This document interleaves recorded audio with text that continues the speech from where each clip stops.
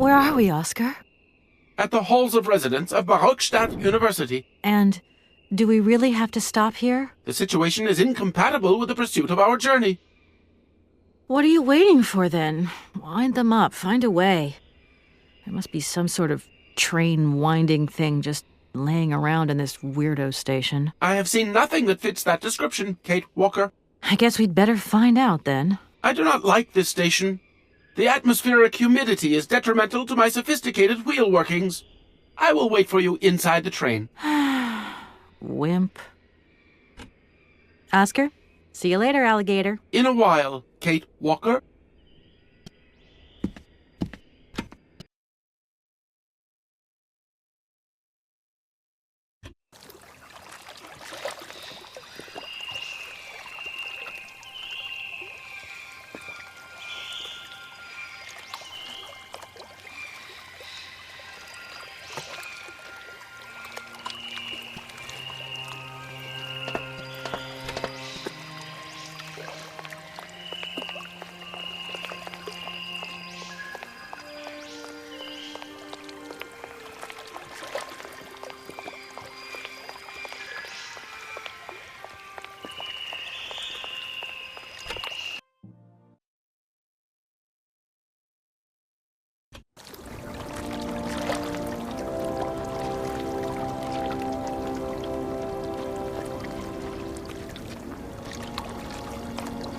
That thing looks like the winding machine I used in the Valladolid station.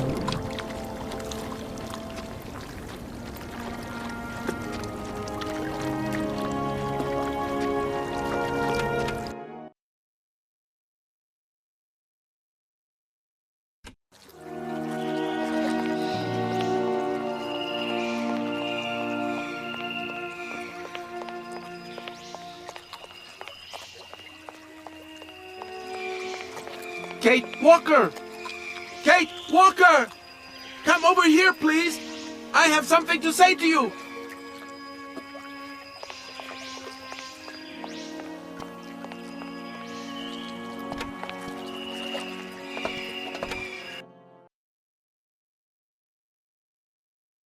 Yes, Oscar, what is it? A message has arrived for you. A message? You have been summoned to see the rectors. They are the highest authority at the university. They want to talk to you. Talk to me? Yes, to the person responsible for the train. So, I'm in charge now, sure, okay. But why would these gentlemen want to see me at all? They do not say why, just that it's very important.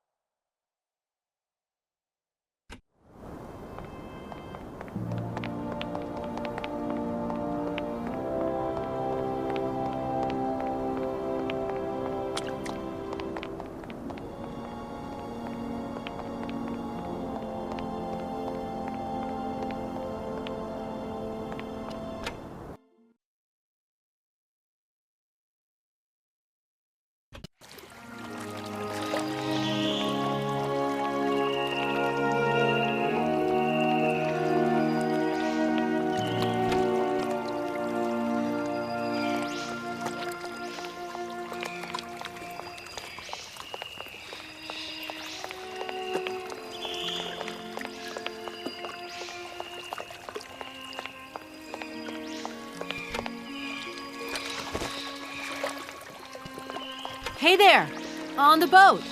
Guten Tag, schöne Mademoiselle. My husband say, hello, young lady. You want to talk to us? I have a little problem with my train. It's kind of broken. I've absolutely got to get it out of the station. Do you think you could tow it over to the wall with your barge? Lock closed. Barge blocked. But if the locks were open, would it be okay to tow my train then? Por qué no? More money for that work. Da, it's possible. My husband say we help you if you give money. Right. And how much do you want? She quality. He want $150. $150? I don't have that much. No money, no barge. Let me offer you $75. Nay, $125. Out of the question. $100 and not a dime more. Correct. You have barge for $100. Great. Now, don't move. I'll be back as quick as possible with the money. I'll leave you to it. I won't disturb you again. До свидания.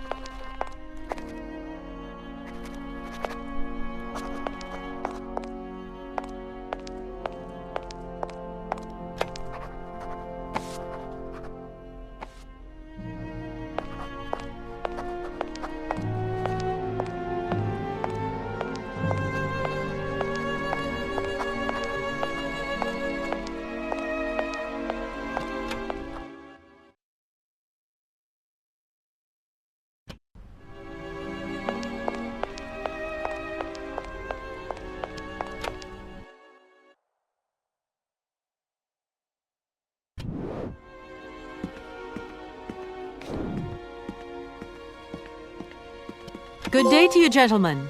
Tell me, young lady, to what do we owe this pleasure? Please do be brief. We do not have very much time on our hands. As rectors of this university, we have serious matters to attend to and our time is precious. I have heard you wish to meet the owner of the train that is currently in your station. May I know the reason for your summons? We are surprised that your train has not yet left, miss. The situation is most regrettable. The rules do clearly state that trains are meant to come and go and not remain stationary at a platform. Trains should first stop, then subsequently leave. That is the rule. We agree then, dear colleagues, that what we're dealing with is deviant behavior. This matter really is cause for concern. It's a clockwork train, you see? So it needs winding up again. Unfortunately, there is no equipment in the station to do this. A clockwork train? That's strange. How very quaint. You mean it's some sort of mechanical toy? You are causing a hindrance to us, miss. I am very hopeful that I will find what I need along the wall. The wall? Miss, that really is not a suitable place for you to go. Especially for a young lady. You see, miss, we freely admit that every day we praise the existence of that particular edifice. We owe the integrity of our dear university and the fine education it provides to the wall. It protects us from harm and invasion from the unknown. May God protect us from what is beyond those ramparts, miss. Please believe me. I don't have any choice. I must continue my journey. Such a decision is a correct one since it's in line with regulations. Thus, your train will indeed be able to leave. And consequently cease to obstruct our station.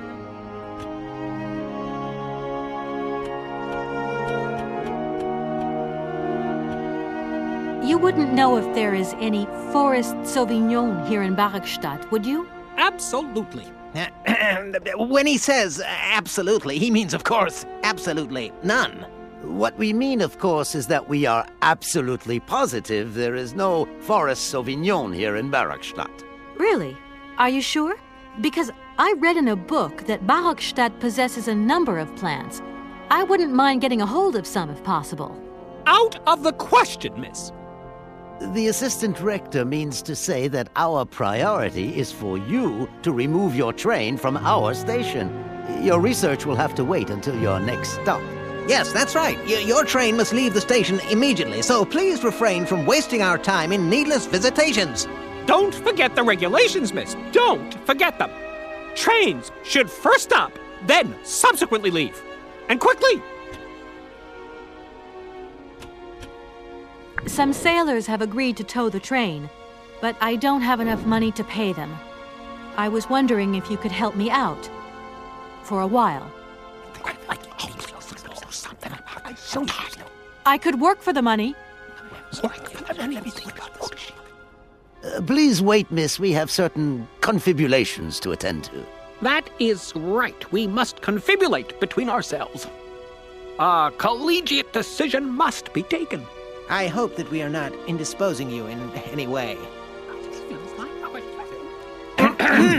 Why not? If it helps us get rid of that train. My word, that is a fine idea. What do you have in mind, gentlemen? When you arrived here, you must have noticed a splendid bandstand which honors the main university courtyard. A unique piece of mechanical craftsmanship which no longer works, alas. Why, yes, we have very moving memories of its melodies. We're prepared to offer you a financial reward if you can set it working again. With pleasure. What do I have to do? Unfortunately, my dear, time and rust have taken their toll on this university, and our automatons no longer have a spring in their step. You are going to have to be resourceful. To tell you the truth, there are a number of complex mechanisms here in Barrockstadt, and it would appear that we have unfortunately lost their operating instructions. Your train, however, is an extremely ingenious invention, so you should be no stranger to complex mechanisms, should you? We are therefore counting on your ingenuity, miss. I hope that I can show myself worthy of your faith in me, gentlemen. Well, my dear colleagues, one more university matter nicely tied up.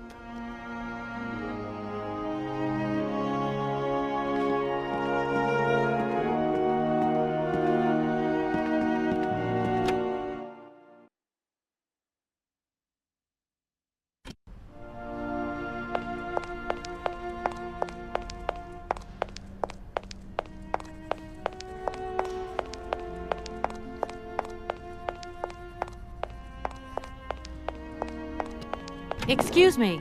Sir, please, just a moment. Yes, what is it? I'm not deaf, you know. I am sorry to disturb you in your work, sir, but... This young Mammothus primigenius is barely 40,000 years old. Fantastic, wouldn't you say, miss? Yes. Probably. What do you mean, probably? I don't know. You don't know? Oh, you don't know, I see. What can I do for you, my dear child? To tell you the truth, I'm looking for Mr. Hans Vorarlberg. He's the sole heir of a very unusual factory. My company is in charge of negotiations for the takeover of this factory. At last word, he was living in Syberia. So, as soon as my train is ready, I'll be continuing my journey eastwards. Syberia. Ah, Syberia. But what was it you said again? Said what? You mentioned a name. The person you are looking for. Vorarlberg. Hans Vorarlberg. Do you know him? Hans Vorarlberg. How could I forget him? Such an extraordinary fellow. So inventive. We shared a passion for mammoths, you know, and we bonded over this passion.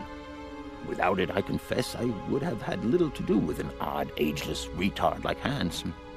At the time, we were both students. Well, sort of. Put it this way.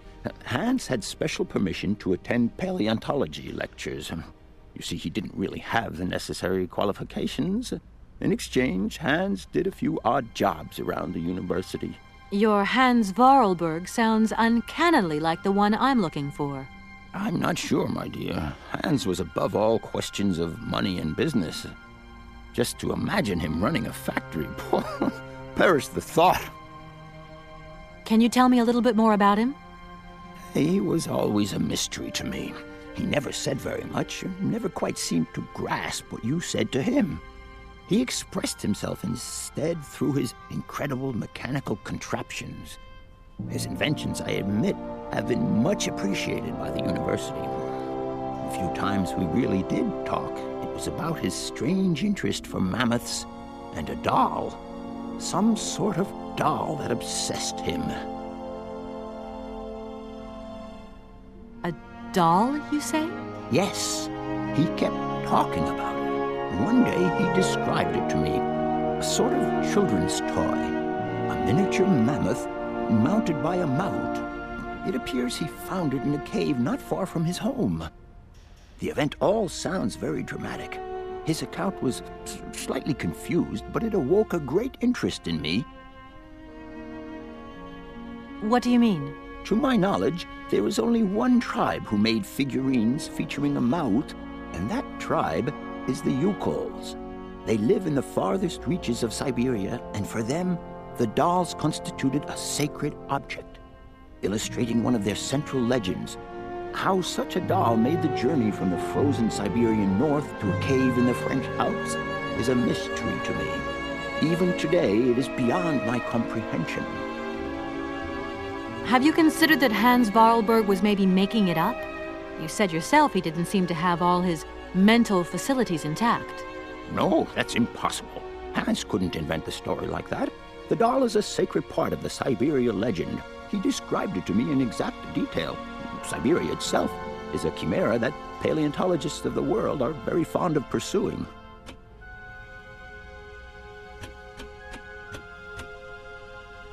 If I were to say Forest Sauvignon to you, what would you say? Oh, let's see. Sauvignon. Sauvignon? I would say it's some kind of tropical shrub, don't you think? We are talking about the same plant, then. It is a very rare shrub with small, juicy fruits. I found a book about the Amerzone, and it says that there are even Sauvignon plants growing right here in Barrockstadt. You wouldn't know where, would you? Amerzone Sauvignon plants here? No. No, I don't think there are any. Hardly implausible. But you should ask the Stationmaster. He is keeper of the greenhouse at our university, so he could tell you more than me. Oh, thanks very much. I'll leave you in peace. I hope I haven't disturbed you too much. Sorry? No, not at all, my dear child.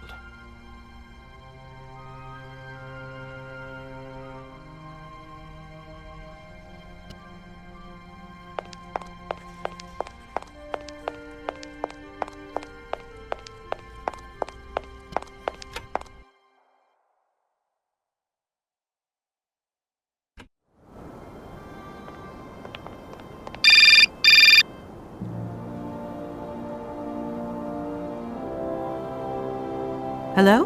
So, you got him then, this heir? Ah, it's you, Mr. Marson. Good day, and how are you, sir? I'll feel a whole lot better when this whole business is over and the sales contract is signed. Where the hell are you?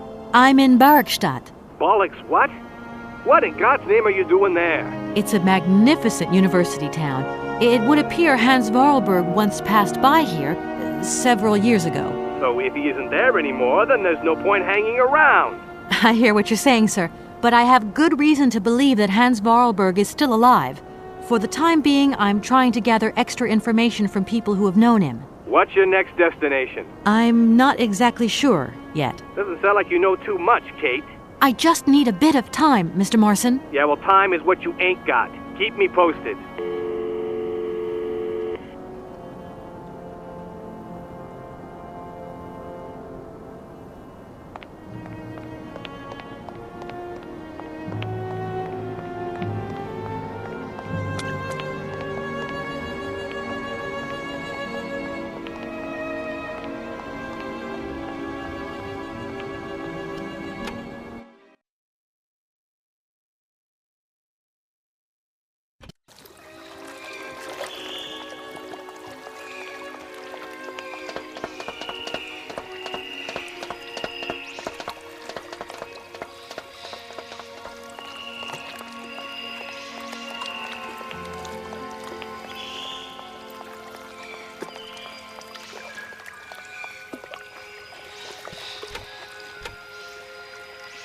Hello.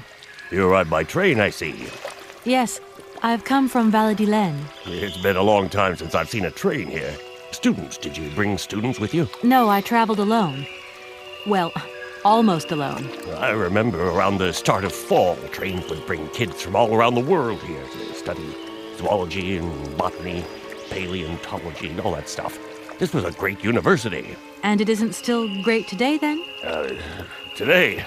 Well, Where might I find some forest Sauvignon plants, please? no place round here, that's for sure. I don't know what you're talking about. That stuff's from the Amerzone. You know, for someone who knows nothing about the plant, you seem pretty well informed about which mysterious faraway country it comes from. Oh, Amerzone, Peru, Papua New Guinea, it's all the same to me. Gotta go. Gotta work. Wait, don't go. You know what?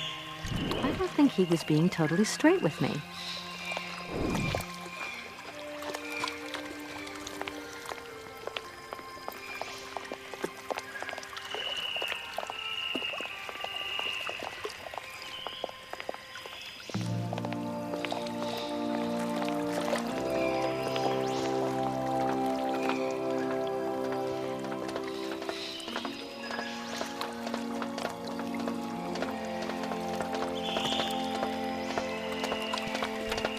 Excuse me, Station Master, but I need you again.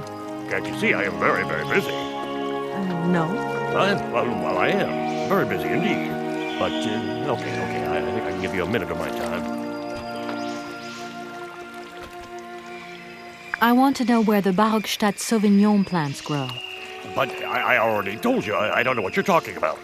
I just talked to Professor Pons on the subject, and he sent me back to talk to you. Strange, don't you think? The professor told you to come and see me about Sauvignon berries, but you can't do that. I mean, I don't know anything about them. All your questions, get on my nerves, and please leave me alone. As you wish, but I really do have the impression you're hiding something from me.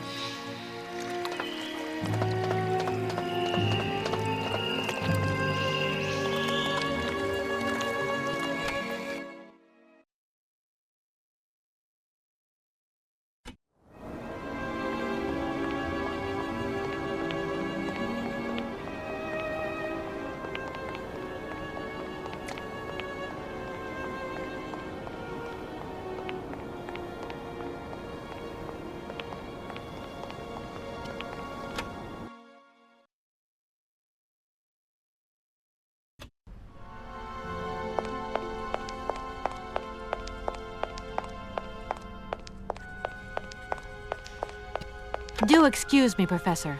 Professor, sorry to disturb you again. What is it you want to know, miss? You wouldn't know where the forest Sauvignon plants are kept in Barrockstadt, would you? Why do you think there are Sauvignon plants here? I read about it in a book at the library. Try going to see the Stationmaster. If such a shrub exists, he will have a better idea than anyone. It's actually he who sent me to you. I thought it a little strange, but he definitely said ask the paleontologist.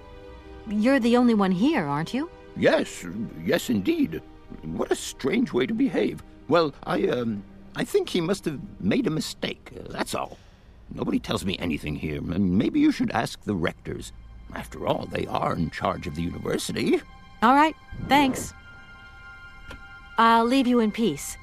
I hope I haven't disturbed you too much. Sorry? No, not at all, my dear child.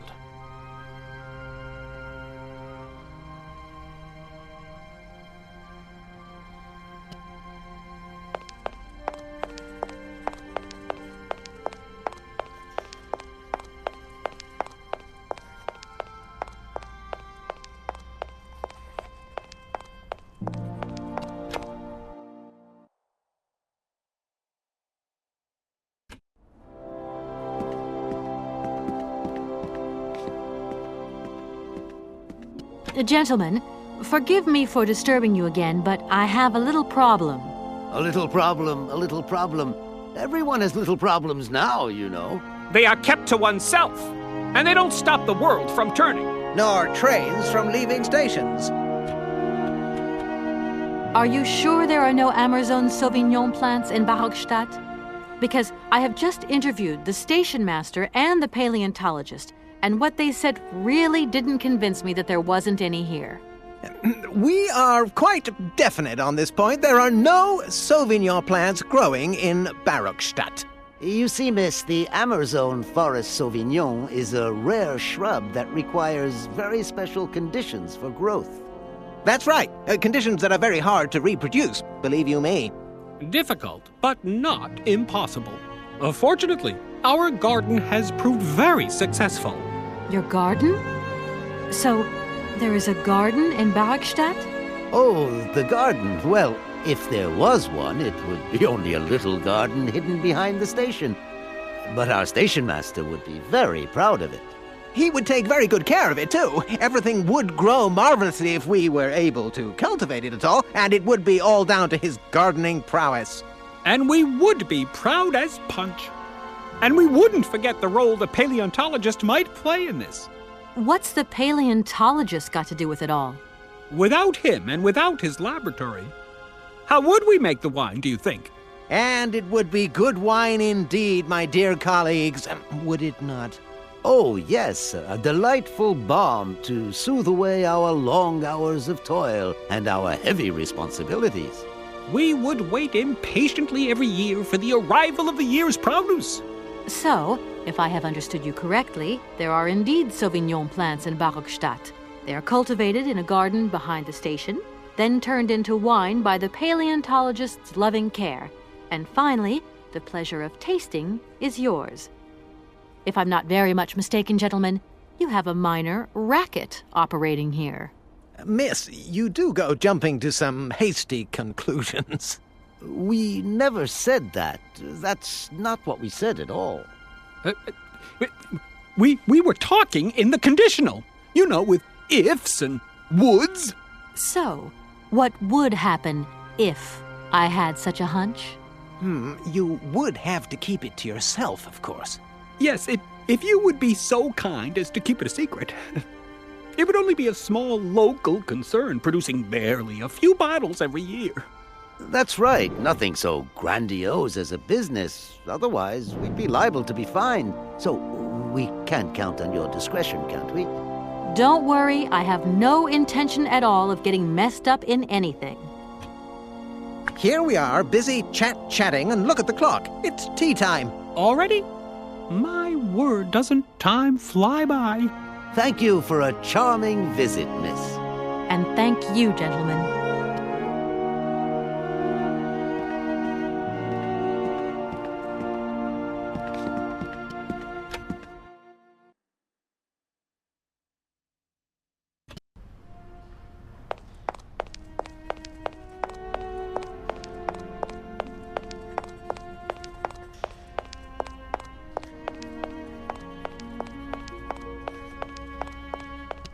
Do excuse me, Professor. Professor, sorry to disturb you again. What is it you want to know, miss? Professor, I have brought you something that should be of interest to you. Look. What have you got there, then? Let's see. An effigy of a mammoth. But this is Pons Doll, is it not? Yes, of course it is. How on earth did you... Oh, my God. It's in my hands. It exists. It really exists. Please do excuse me. I'm deeply, deeply moved. You see? Your hands and my Vorarlberg heir are one and the same. This is incredible. After all these years, how can I ever thank you, my dear? Oh, I must waste no time. I'm off to my laboratory. I must study this carefully. May I borrow your treasure a moment? Well, actually, Don't worry, miss. I will take the greatest care of it. But I need to study it. You see, it has such importance to me that this very afternoon I shall deliver an impromptu lecture to my students about this very object. If you are interested in Hans Vorarlberg, then it is essential that you attend. Do you think so? Obviously. Give me your telephone number and I will call you the moment my lecture begins. I will return you your doll at the end. You have my word. In that case, see you later.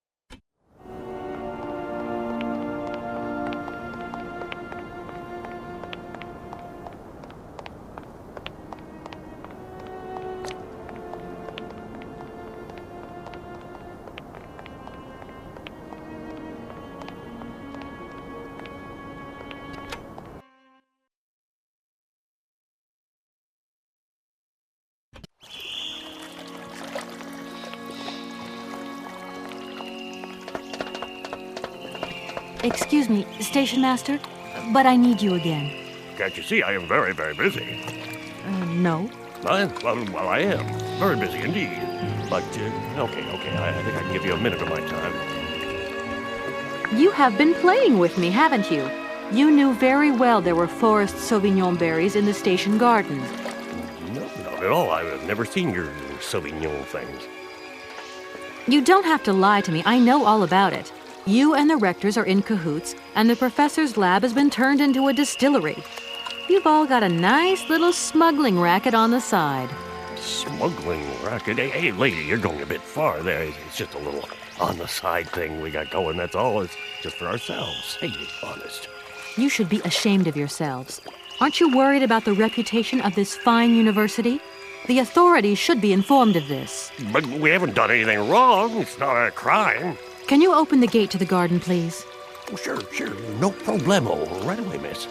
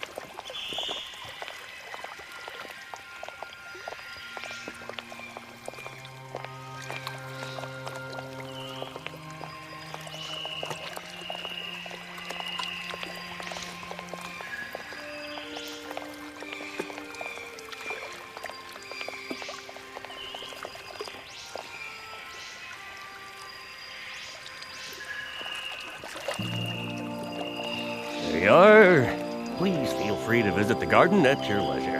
And there was just one thing.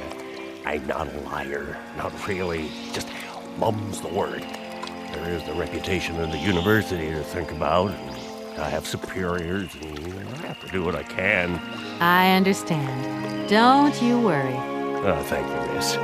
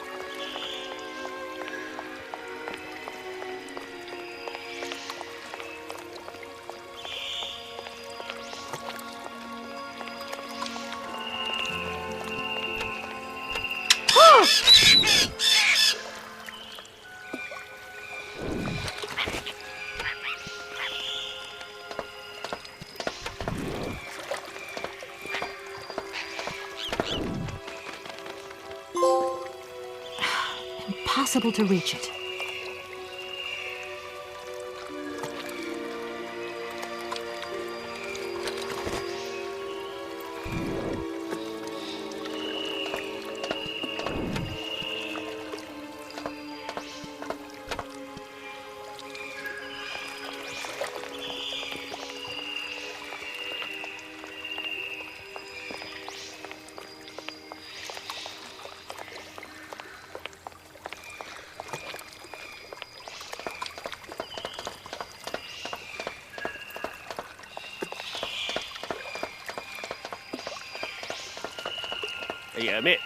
Miss, please, excuse me.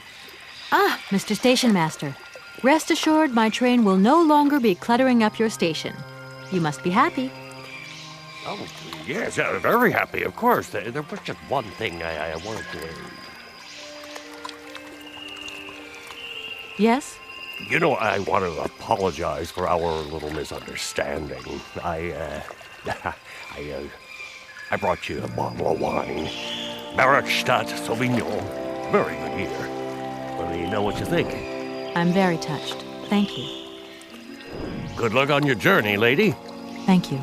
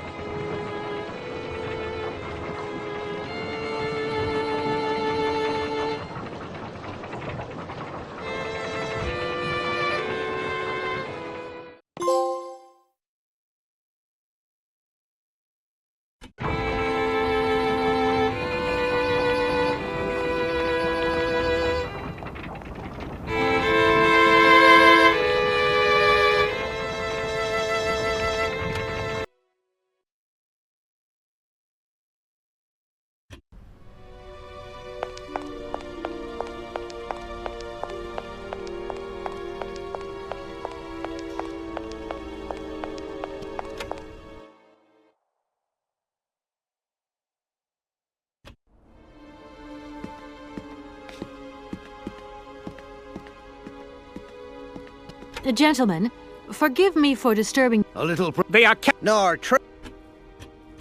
Gentlemen, I have managed to repair your university bandstand. The bandstand is playing again. This is marvelous news. We are really very grateful indeed. Yes, very grateful indeed. We will look back on your visit with much fondness in our hearts. And now let us in turn honor our word. How much is it you need, miss? $100, if it's not too much to ask.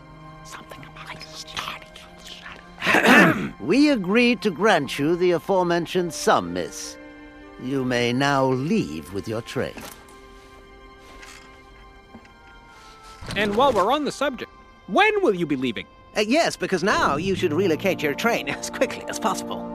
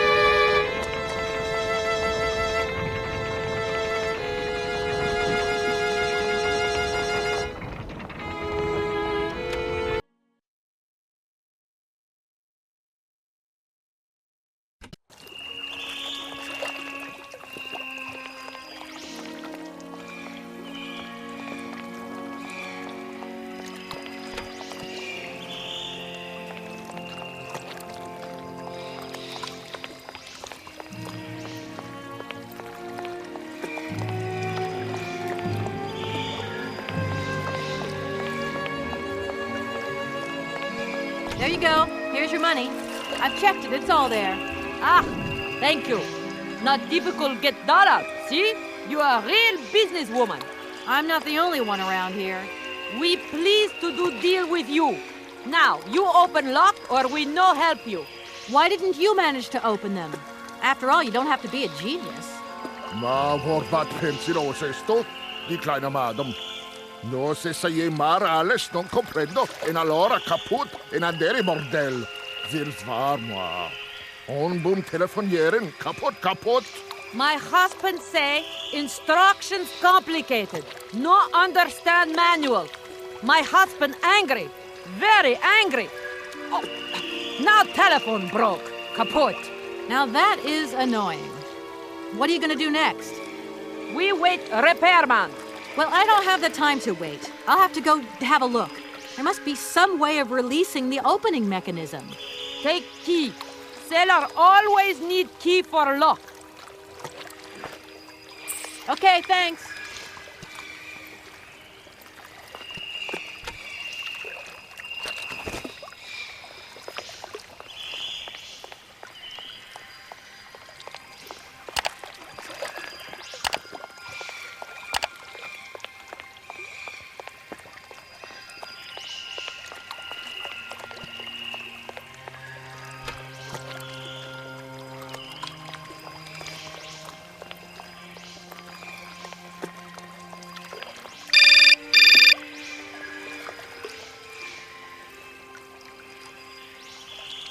Hello? Kay, how's my little baby girl? I was thinking about you only yesterday because I saw this fantastic fur coat. You are wrapping up warm, aren't you? I mean, people in foreign countries never know how to dress properly for the weather. Mom, it's so sweet of you to worry, but I'm fine, really. The trip's a breeze, no worries. I mean, there's... Well, when are you coming back? Frank is dying to meet you. Frank? Oh, yeah, your singer. You two seeing each other then? Oh, you'll never guess the surprise he gave me yesterday. No, I suppose I won't. Frank invited me to a big charity show organized by, someone or another. Anyway, they got him singing a couple of old numbers from his repertoire, and in the end, he asked me to go up on stage with him. Can you imagine me, your mother, on stage in front of thousands of people? Wow, I would have loved to have been there. Not too emotional, I hope. Oh, too emotional by far, especially as I hadn't even been to the hairdresser. Well, I didn't even have the proper dress on. But Frank promised me he'd see to that next time. Oh, he's such a cutie, and he's got the sweetest little...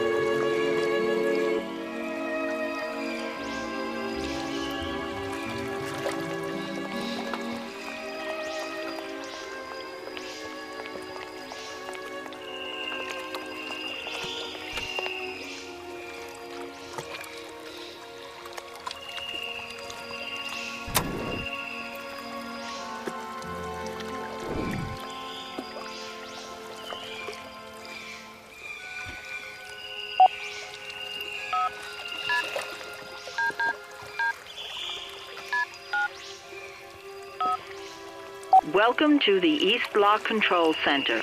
To start, press the number sign.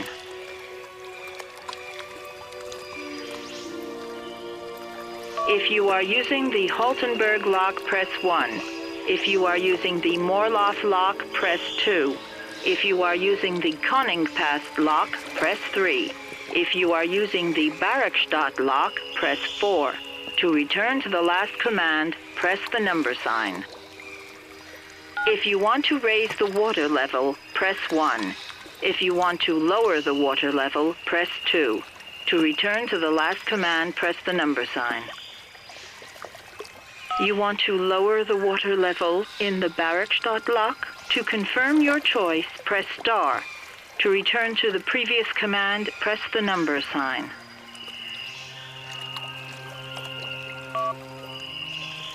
Your request has been logged. Unfortunately, our regional technician is currently on holiday, and no replacement is available. We will reply to your request within 48 hours. In case of an emergency, please operate the lock system manually. We apologize for delays to our service.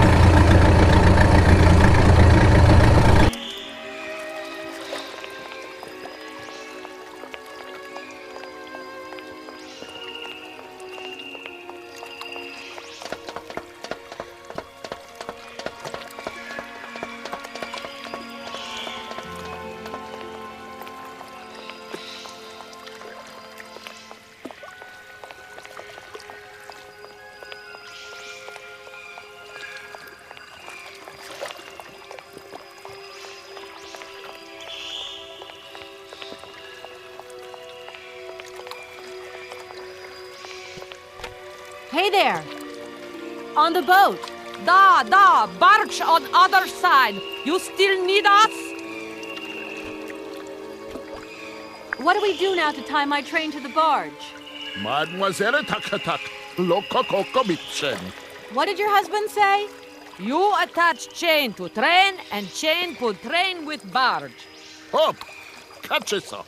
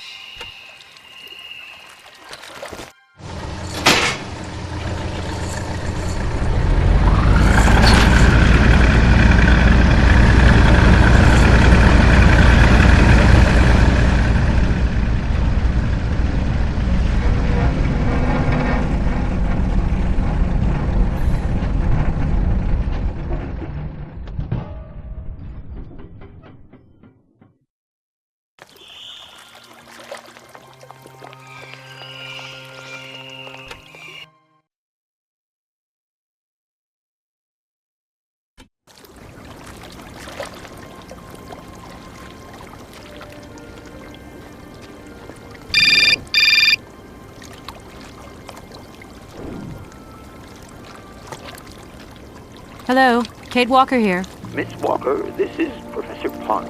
I'm about to start my lecture on the Yukols at any moment. Please make haste to come. Okay, I'll give it my best. Excellent. We'll be in the main lecture hall. See you soon.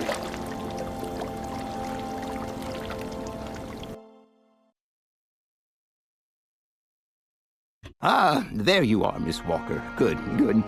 Take a seat quickly. I'm impatient to start my lesson. My young friends, a very exciting discovery, unimaginable up until only a few hours ago, has come into my hands and has finally allowed me to complete my study on the mysterious Yukol people. Lights, please. The Yukols are a people from the far north about whom very little is known.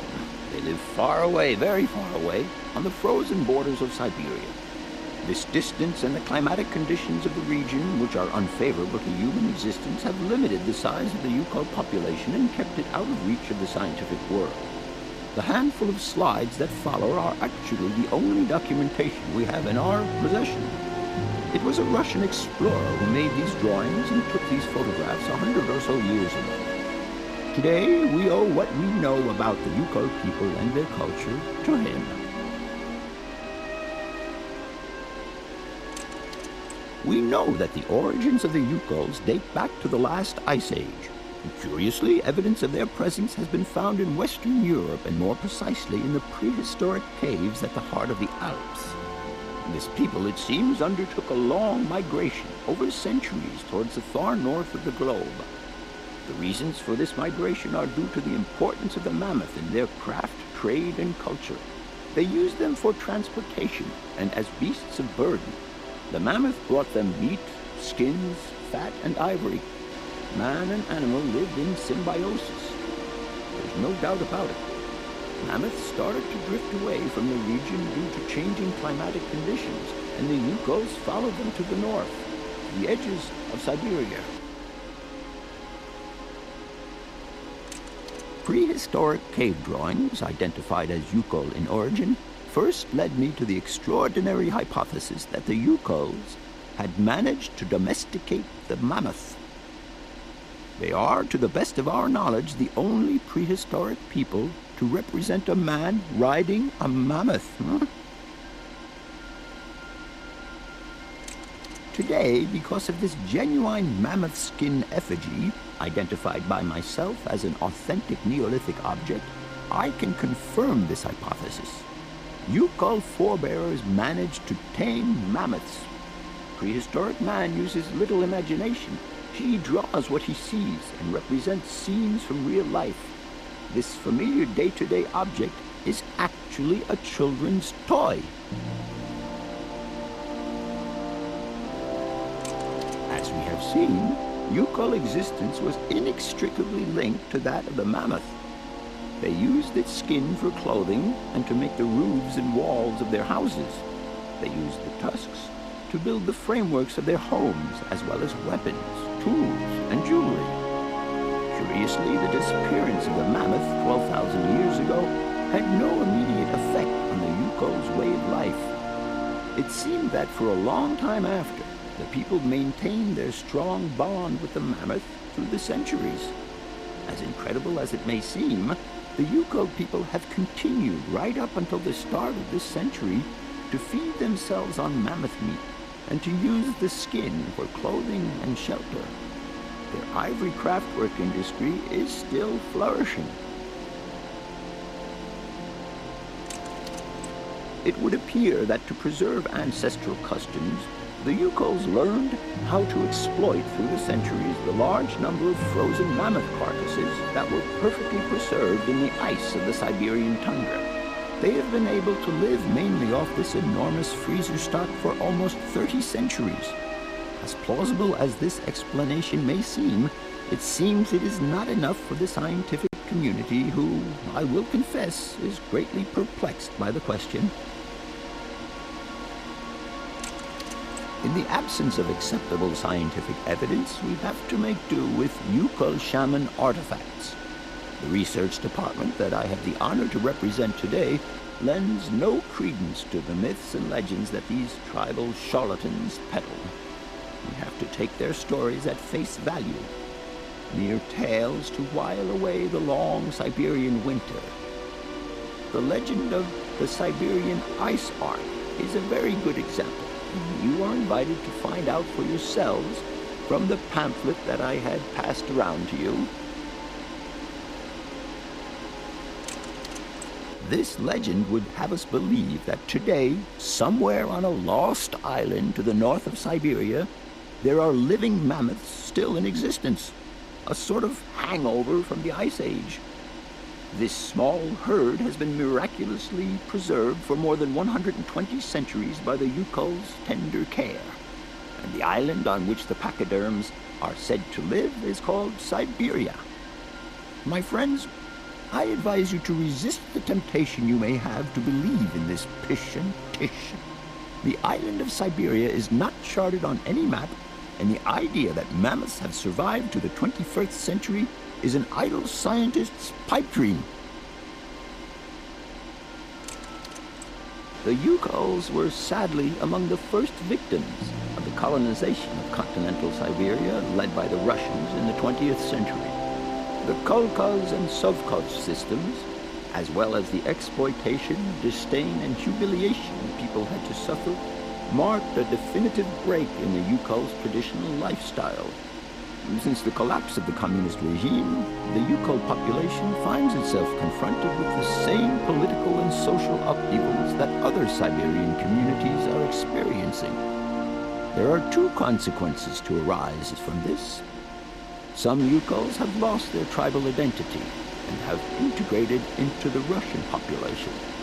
Others, however, have sought long and hard to re-establish links with their ancestral culture that was lost under the Soviet regime. Now, at the start of the 21st century, the last true surviving Yukuls have gone to live on the vast territories of their ancestors. Nobody knows today where they live or how they survive. Their very existence would be a matter for speculation if they did not turn up periodically at the tundra's most isolated fur trading posts to exchange mammoth tusks for essential items. There ends my lecture for today. Thank you for being among us today, Miss Walker. Please make your way to the laboratory where you will find your Mammoth Doll. There are also photocopies of my lectures should you so require them.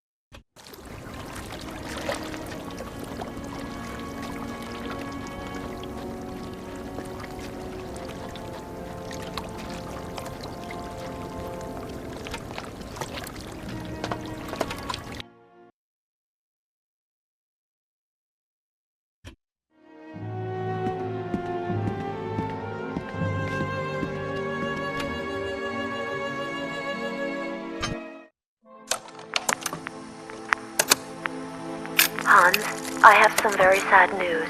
Our father is dead. He passed away peacefully last Sunday in his sleep. I feel so lonely now. Father had been but a shadow of himself since your departure. I had to take care of everything for him. Housework, factory paperwork, the workforce, clients, everything. And now, today, well, I really don't know who or what I'm fighting for. Times are so hard, and this terrible war is destroying everything. Nobody cares for our automatons anymore. I just think about you returning. And when you do return, I will have turned this factory into a palace worthy of your genius. Please take care of yourself. I love you so much, Anna.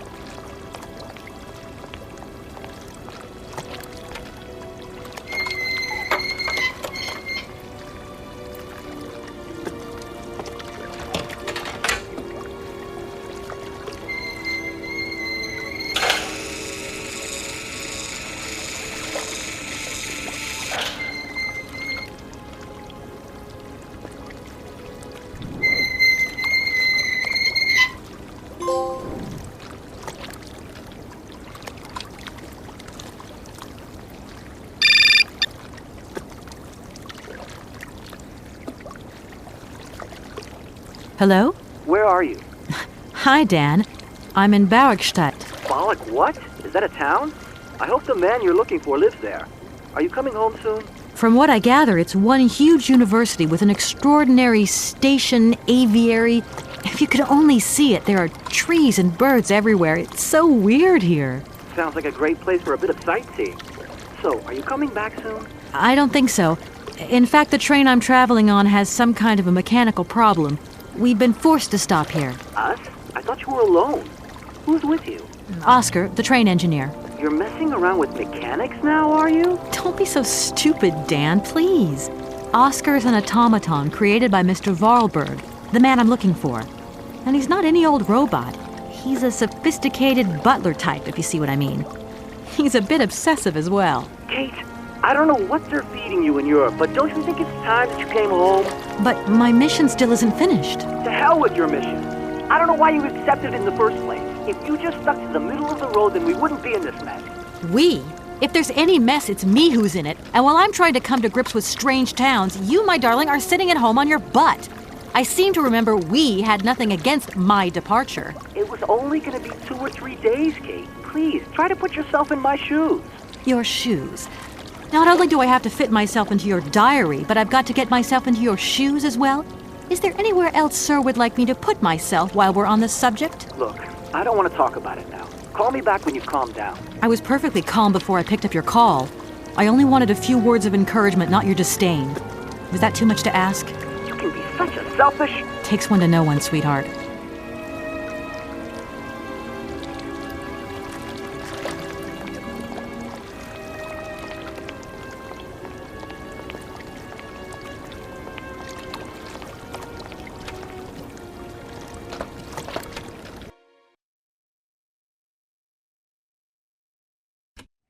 Everything okay, Oscar?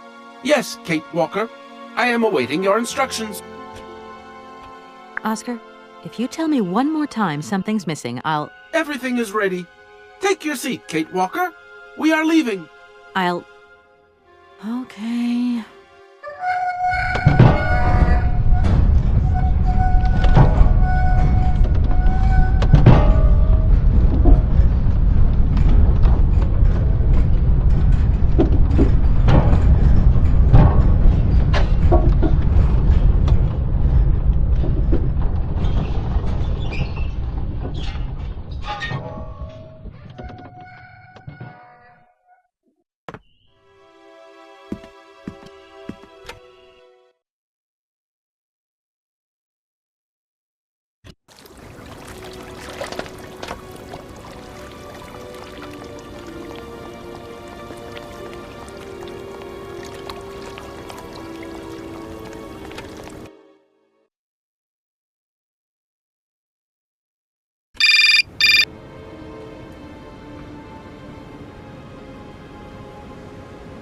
Hello? Kate!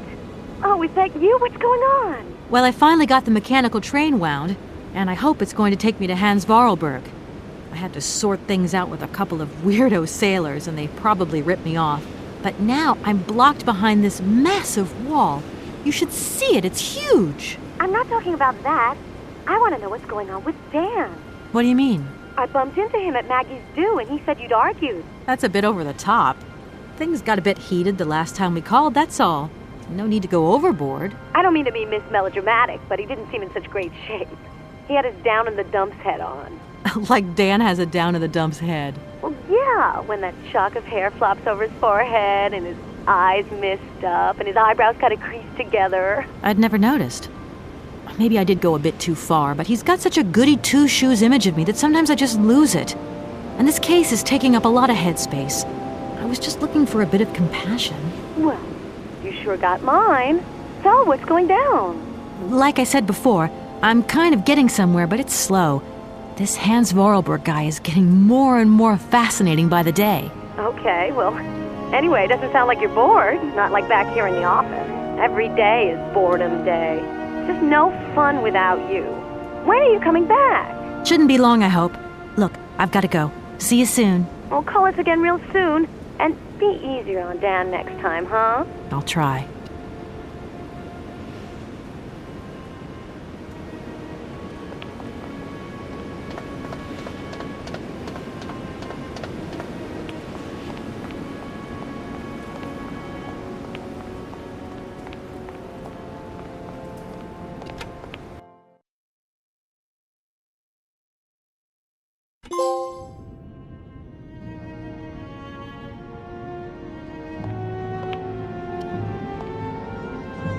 Good day to you, sir. Captain Malatesta, Commander-in-Chief of the Barrockstadt border post, at your service, madam. I need a visa to cross the wall and to continue my journey to the east. They told me that you are the only person in a position to issue such a visa. Indeed. This responsibility is part of my duties. However, I am not currently issuing visas because nobody must venture beyond the wall. And why not? It's far too dangerous, in particular for a lady of your standing who is traveling unescorted. Dangerous? What exactly do you mean, Captain? The enemy, miss. The enemy. I've been observing them for several years through my telescope. There's one particular horseman stationed yonder. He's a scout from the invading enemy army, and he's been spying on us. So I have to be extremely vigilant. He knows that I know he's there, you understand? And as long as I keep my eye on him, he won't dare try anything. Are you sure? Please, take a look for yourself.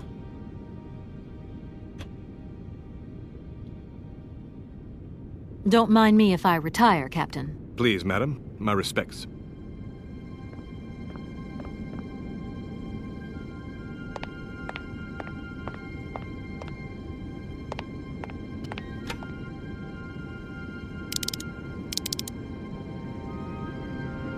How strange.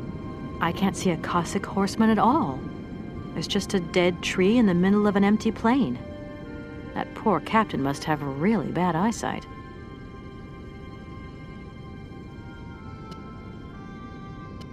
Good day to you, sir. Captain Malatesta, Commander-in-Chief of the Barrockstadt border post, at your service, madam. Captain, I can assure you that your enemy horseman is in fact simply a dead tree. A tree? But that's totally ridiculous. I can tell you have never seen a Cossack before in your life. How long has this Cossack been spying on your wall? For a long time. Yes, a very long time. But they could attack at any moment. We simply cannot tell. And he's been in the same position the whole time? Cossacks are soldiers, miss. They're capable of great resistance and persistence in the face of adversity.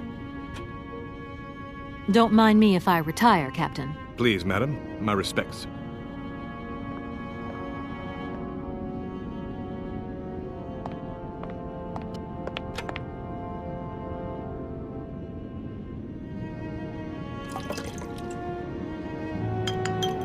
Colonel, sir. Captain, miss. But you have the air of a great officer. You flatter me, miss. Unfortunately, I'm afraid that we frontier soldiers are often forgotten by the military administration. There's no justice. I sympathize with you, Captain. Let us forget our worries for a moment and have a little drink together in the name of friendship. It would be my pleasure, miss, but the regulations strictly forbid it. Come on. A little glass of wine never hurt anybody, and nobody need know. Wine, miss? You are putting me in a very delicate situation. Don't deny yourself, Captain. Just a little glass. I assure you, it is excellent. Well, perhaps just a drop.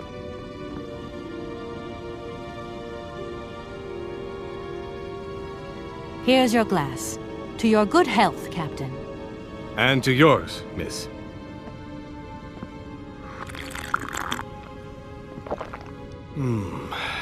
It's been a long time since I've drunk wine in such pleasant company.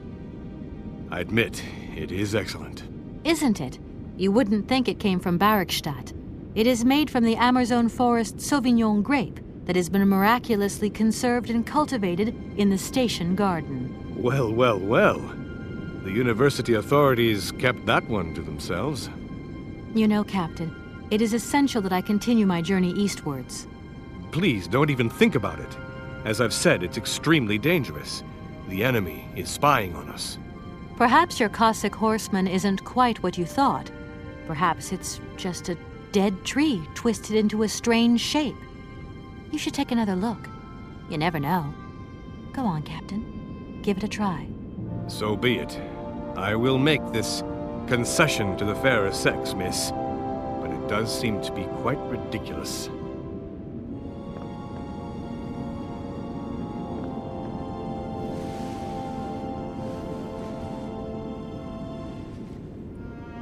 Incredible. How is this possible? By what strange magic? How could I have been so wrong for so long? The enemy was only a tree. I'm so ashamed. It's not that bad, Captain. It's only human to make mistakes after all. A tree. Nothing but a dead tree. Pull yourself together, Captain. It's okay. And now I suppose there's nothing stopping you from issuing me a visa? Yes, of course. There is no more danger. All these years. And now the Cossack has gone. There is nothing left to watch. Captain, you should be delighted. From now on, you don't have to stay pinned to your watchtower. Travel can start up again normally. You will be able to resume your regular duties like issuing entrance and exit visas. You are right. I will sign you a visa to cross the walled frontier immediately. 1,000 apologies. Here, miss.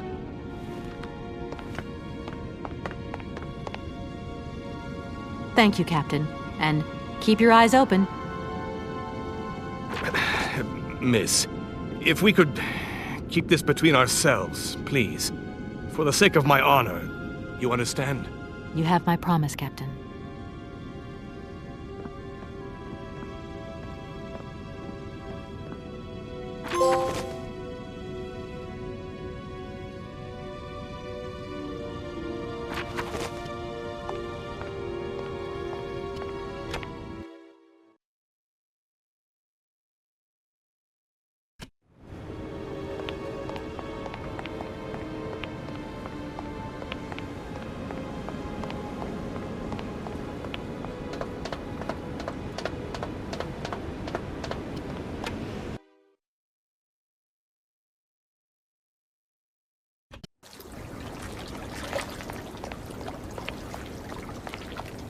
Here is the visa.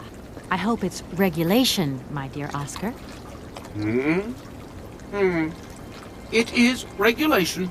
Here is your ticket.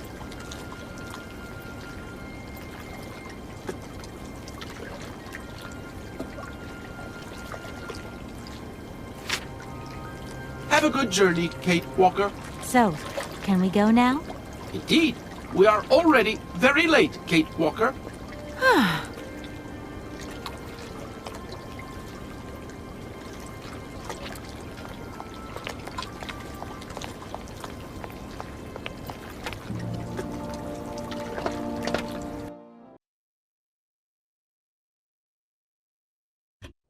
Here you go, Oscar.